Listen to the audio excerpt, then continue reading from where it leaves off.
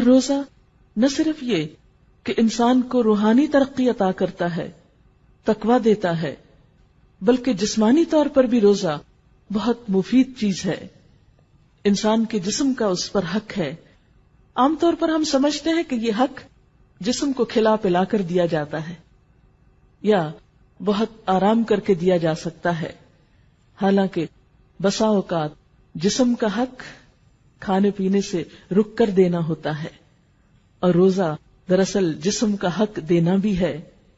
ہمارا معدہ دن میں سارا وقت کام کرتا ہے، ہم اسے چین نہیں لینے دیتے. کبھی کچھ کھا لیتے ہیں، کبھی پی لیتے ہیں، کبھی کچھ منہ میں ڈالتے ہیں، کبھی کچھ منہ میں ڈالتے ہیں. اس بیچارے کو آرام تو ملتا ہی نہیں. اور نہ صرف یہ کہ معدہ، بلکہ اس کے ساتھ جگر جیسی چیز جس کو غذا کے ہضم میں مدد دینے کے علاوہ 15 اور کام کرنے ہوتے ہیں.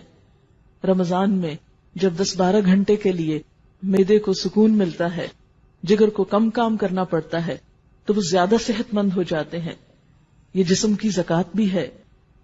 اسی طرح روزے کے دوران خون کی مقدار میں بھی کچھ کمی ہوتی ہے، اور اس سے دل بھی کچھ آرام اور چین پاتا ہے. بلڈ پریشر بھی کنٹرول ہوتا ہے اور پٹھوں پہ دباؤ بھی کم ہوتا ہے.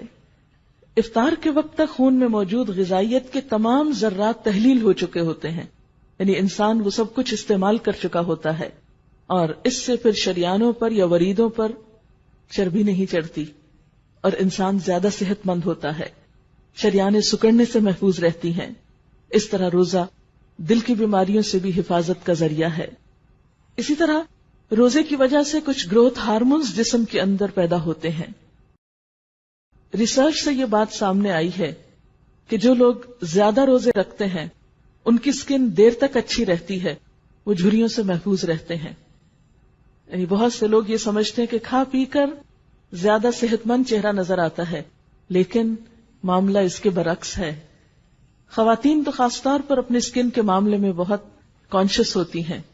ان سب کے لیے ایک اچھی ٹپ ہے، لیکن یاد رکھیے کہ ہمیں صرف اس جسمانی فائدے کے لیے روزہ نہیں رکھنا، اصل تو اللہ کی رضا کی خاطر اللہ کے لیے نیت کر کے رکھنا ہے.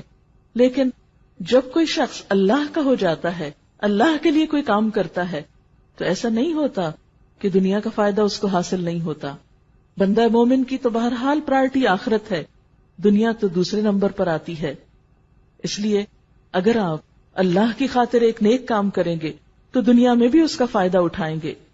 گروتھ ہارمونز جب بڑھتے ہیں جسم میں تو اس سے پٹھوں میں پروٹین بڑھتی ہے، اور فری فیٹی ایسڈز کی تیز حرکت کی وجہ سے پٹھوں کو توانائی مہیا ہوتی ہے.